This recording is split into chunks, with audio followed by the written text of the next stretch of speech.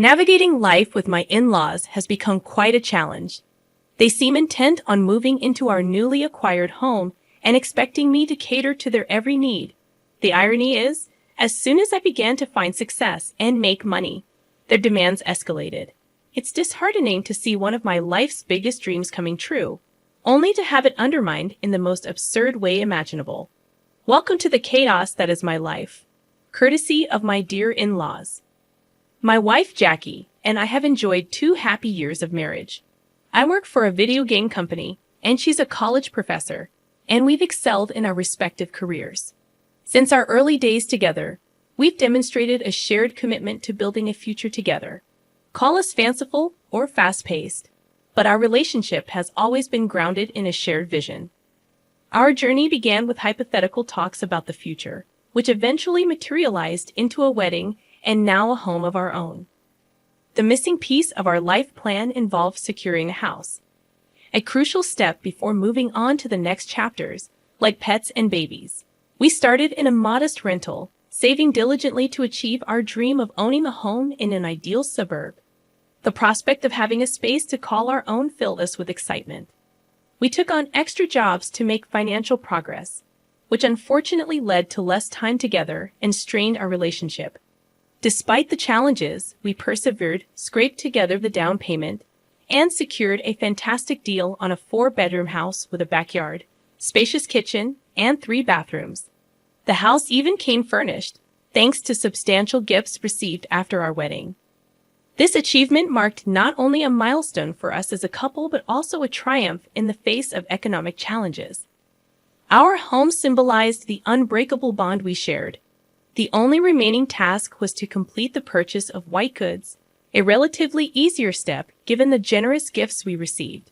Yet, as we reveled in our success, the intrusion of my in-laws threatened to overshadow our joy and complicate our happily ever after. We invested in essential appliances, including cleaning machines and an executive refrigerator, enabling us to weather the situation for a few months. The first night in our new home was a joyous celebration, marked by a mini party with our closest friends and family. However, the tone took a somber turn when my in-laws subtly hinted at their desire to come and live with us, an idea that now haunts my thoughts. Let me provide some context about my in-laws.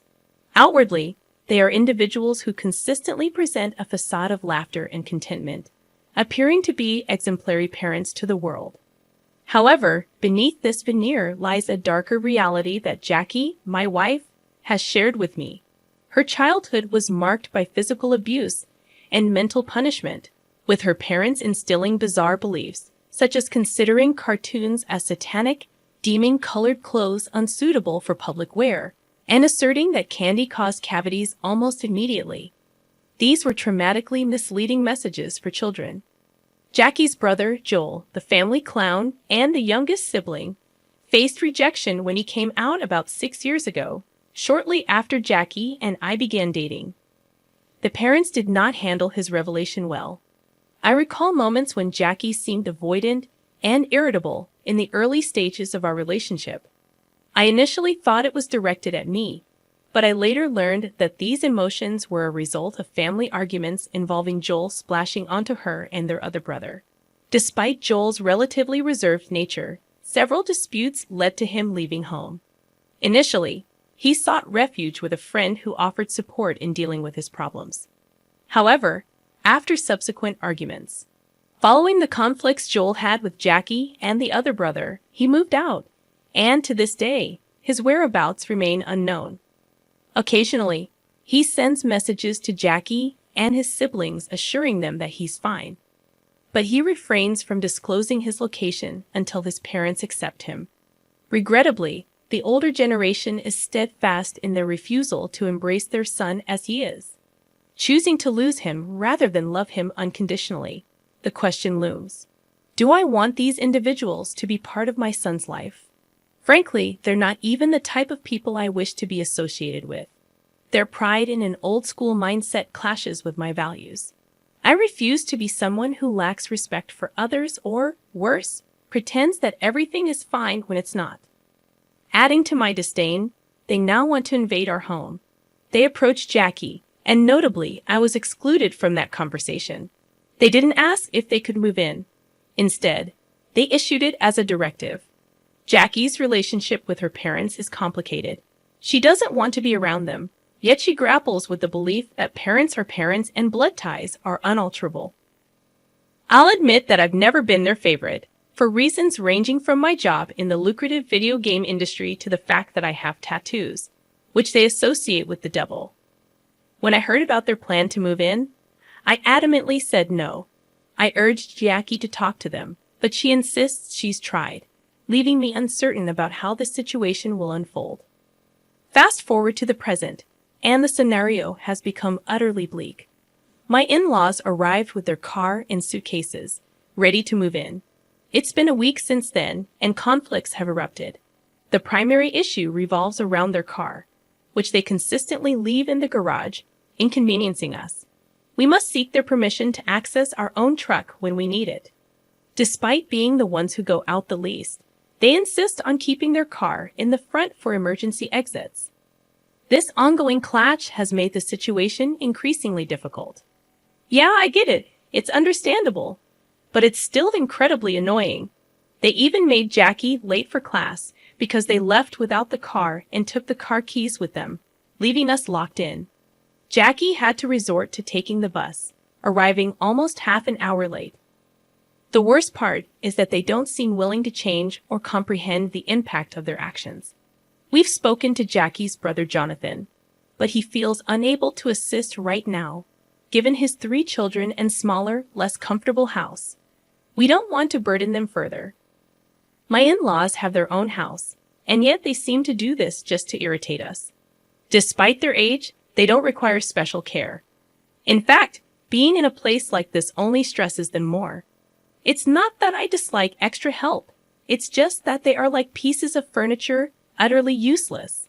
At least furniture is comfortable and helps you relax. They are the antithesis of furniture, annoying by their mere presence. It's only been one Sunday since they arrived, and if every weekend is going to be like this, I'd rather not have them in the same city.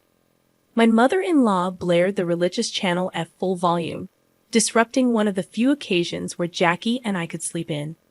Meanwhile, Jackie's dad smokes like a chimney in the courtyard, and the smoke occasionally wafts into our makeshift office, permeating the room with the scent of nicotine.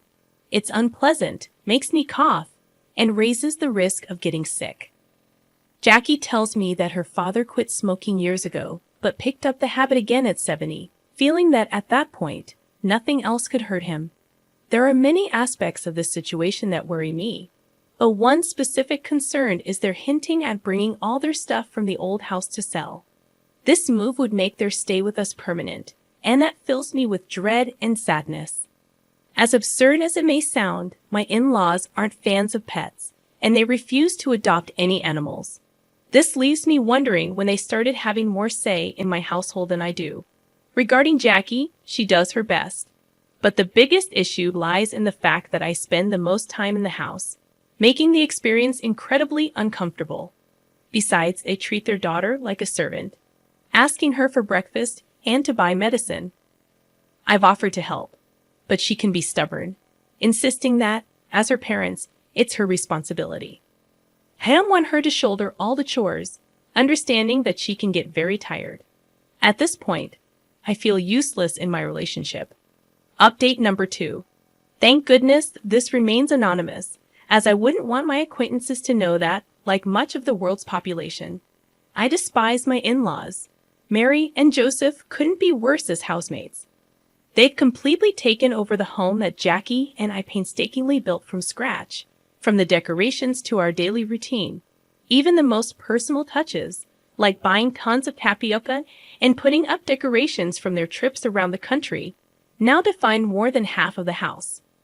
It no longer feels like the creation of a young couple, but has been transformed into their new sanctuary, and it disgusts me.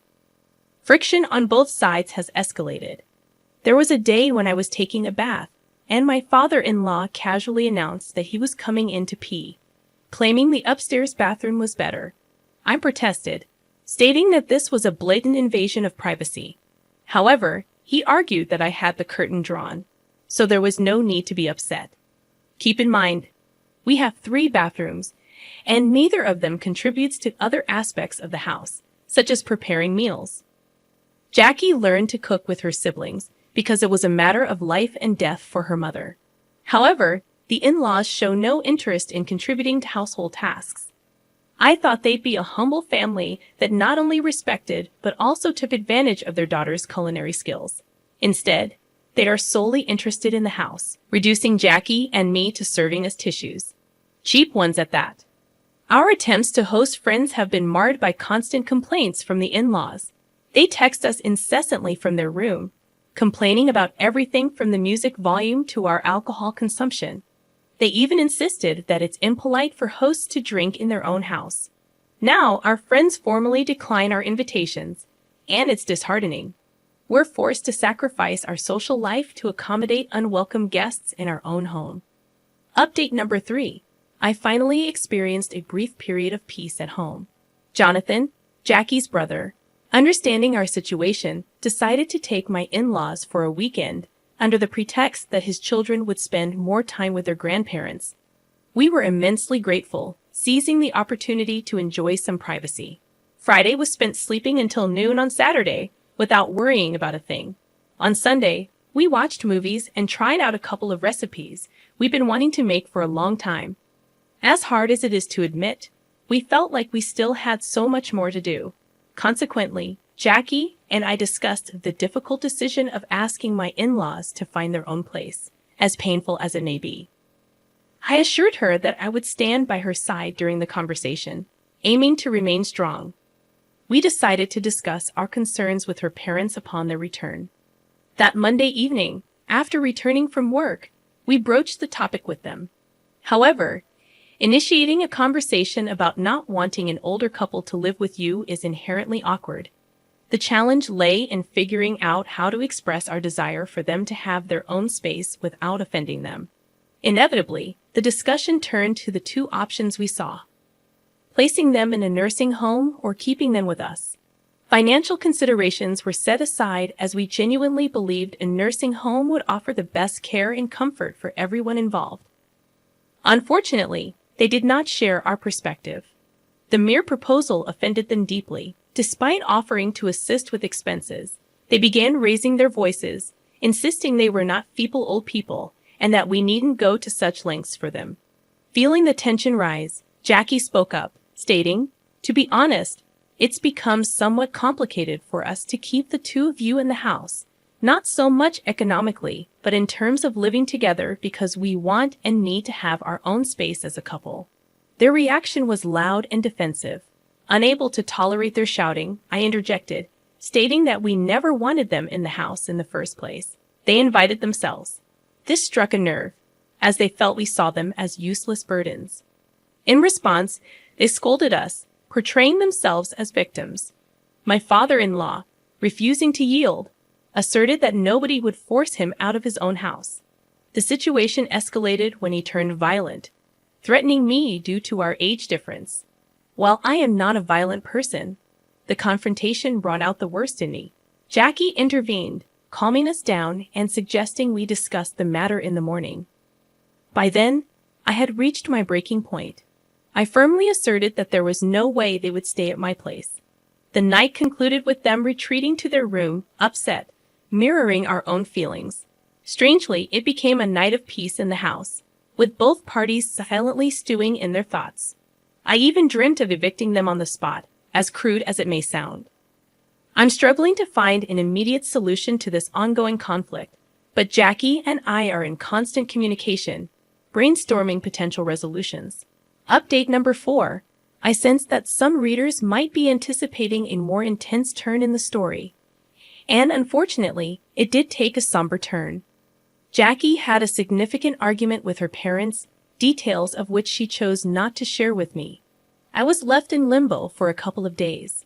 About a week ago, when their conversation concluded, I found Jackie crying as she packed a small bag, apologizing and explaining that she'd stay at Jonathan's for a few days. Just like that, my life vanished from our home to her brother's, leaving me alone with my in-laws for 2 whole days. No one addressed the situation with me during that time, and Jackie, through occasional messages, assured me she'd be back soon, enjoying time with her nephews. I tried to stay home as little as possible during this period, allowing ample time for reflection on what our next course of action should be. Despite my efforts, no clear plan emerged. When Jackie returned, she presented the final details of her master plan to rid ourselves of her parents. I won't delve into the specifics for now, but I'll emphasize that when someone messes with your spouse, even if they're her parents, forgiveness may not be on the table. Update number 5. It's been 3 long months since the last update, and the situation has left Jackie and me on edge. We've exhausted all avenues to evict her parents, even exploring legal means, but the protective laws for older individuals seem to work against us. In an almost absurd twist, they attempted to take over the house, revealing documents that implied Jackie's consent, though she signed without understanding.